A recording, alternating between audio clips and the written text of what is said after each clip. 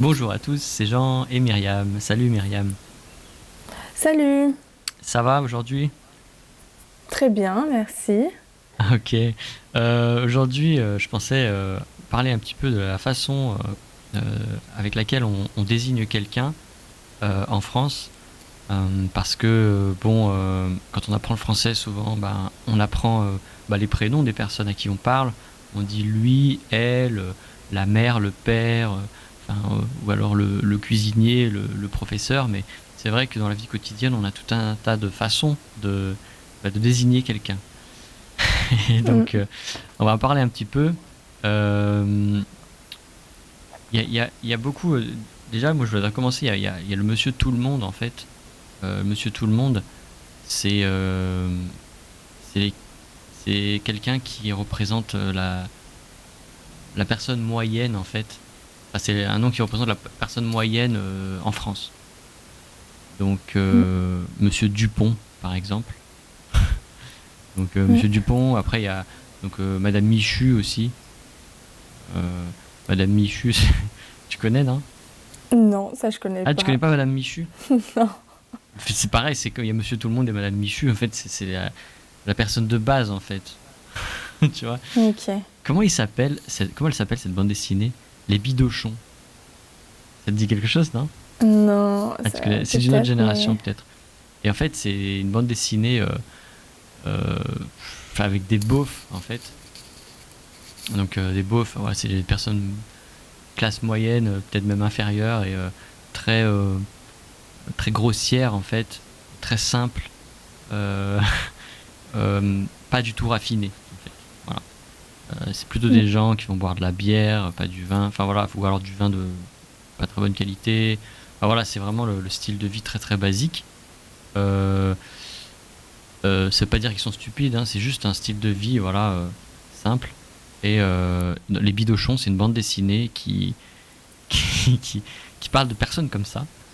Et c'est vrai que on peut avoir cette image de ces personnages de bande dessinée qui nous vient quand on voit certaines personnes. Euh, Mm. donc c'est curieux, en fait. En fait, on oppose plutôt les classes sociales, dans le sens où, tu vois, il y a les bidochons qui vont au camping, tu vois, et puis il y a d'autres classes sociales qui vont partir aux Bahamas, tu vois, ou des trucs comme ça. Tu vois ce que je veux dire? Mm. Mais bon, C'était une bande dessinée parisienne, j'imagine. c'est possible, je sais pas d'où ça vient, faudrait que je me renseigne, mais j'ai pas de. Ouais, moi je l'ai pas lu en fait, cette bande dessinée, mais je sais que ça vient de là, Mm. cette expression. Voilà, des gens très. Et donc j'ai dit tout à l'heure beauf, en fait. Euh, un beauf, une famille C'est un de peu comme beaufs. un kéké. Ah ouais, kéké, ouais. C'est un peu la même chose, ouais. Un kéké, un beauf. Euh, donc c'est quelqu'un de pas très raffiné. C'est un peu une insulte quand même, Oui. parce que par exemple, lorsqu'une personne va faire une action, on va lui dire bah non, fais pas ton beauf. Mhm. Ou fais pas le beauf, dans le sens n'agis pas comme une personne qui serait de cette catégorie-là. Et c'est vrai que c'est quand même une insulte, on désigne cette personne-là de manière péjorative. Donc voilà, faut pas non plus dire ça à n'importe qui. C'est ça. Et en plus, beauf, bah en fait, ça vient de beau-frère, il me semble, hein. Oui, les Ouais, origines sont c'est curieux, assez bon. diffuses, mais ouais, ça C'est ça. viendrait de là. Et donc beauf, voilà, un beauf. Donc c'est quelqu'un de pas très raffiné. C'est quelqu'un on va pas l'envier en général. C'est quelqu'un Mm. on va pas envier. Et ça me rappelle, bah, il y a une très bonne chanson de Renaud qui s'appelle Mon beauf, que je recommande à tous les auditeurs qui ont envie d'en apprendre plus sur la culture française. Et donc là, en l'occurrence, c'est un chanteur français très très très connu qui s'appelle Renaud et qui a fait une chanson qui s'appelle Mon beauf. Donc ce chanteur aussi, pour ceux qui aiment l'argot, est à écouter puisqu'il il utilise énormément de mots d'argot. Tu voulais dire quelque chose, non? Non, mais c'est vrai que là, en France actuelle aujourd'hui, il y a beaucoup de mots qui ont disparu, mais qui reviennent un petit peu à la mode, entre guillemets. Des mots, c'est un peu péjoratif, hein, mais par exemple, quand on parle d'une personne qui se prend un peu pour une personne qu'elle n'est pas, on peut dire qu'elle est parigo. parce qu'elle se prend pour une Parisienne ou pour un Parisien, donc un peu une personne voilà, de la capitale. Et c'est vrai que c'est une insulte, c'est un peu péjoratif parce que ça sous-entend qu'elle se croit meilleure que les autres, qu'elle a un peu ce côté coincé. Et c'est vraiment en opposition justement avec les beaufs, donc les provinciaux. Ouais. Je trouve ça drôle parce qu'aujourd'hui, quand on veut insulter quelqu'un, on va justement un peu aller sur ses origines ou sa région. Et c'est vrai que c'est drôle. Et il y a aussi cette expression quand on va dire espèce de. Et ça revient souvent, hein, espèce de beauf ou espèce de parigot. C'est ça. C'est vrai que c'est très intéressant, ouais. Beauf, parigot, et puis à l'opposé, bah oui, il y a bouseux, un bouseux ou un plouc. C'est de l'argot. Pour désigner les paysans, oui. Voilà, les gens de la campagne. Donc, je me rappelle dans Astérix, pour ceux qui connaissent la bande dessinée Astérix, le Gaulois, il me semble que les Romains appelaient justement les Gaulois des ploucs. Oui. Voilà, hein, société développée par rapport à un village de Gaulois. Et ouais, il y a vraiment cette opposition, c'est vrai, hein, par région. Et comme tu disais, ouais, on utilise une des structures en fait pour les insultes. On peut dire espèce, par exemple, prenons l'exemple de parigot ou de beauf, hein, c'était très bien cet exemple. On dit espèce de beauf, on pourrait dire, hein. On peut dire espèce de n'importe quelle insulte et ça va fonctionner en fait. Ok. Espèce de. Oui, c'est vrai. Ouais, espèce de glandu. De naze. Voilà, espèce de naze. Et puis on peut ajouter sale. C'est ça, donc espèce de sale naze, ou même sale naze, ou sale glandu, ou sale beauf, ou sale clochard. On peut utiliser ces insultes qui sont pas encore vulgaires, là on n'est pas encore dans la vulgarité, même si ça commence à être limite. Donc on peut composer ces insultes là, espèce de sale, ou alors pauvre aussi, on utilise pauvre comme adjectif, hein, espèce de pauvre naze. Je me rappelle, il y avait le président Sarkozy qui avait dit casse-toi pauvre con. Il avait dit ça à quelqu'un du peuple, quoi.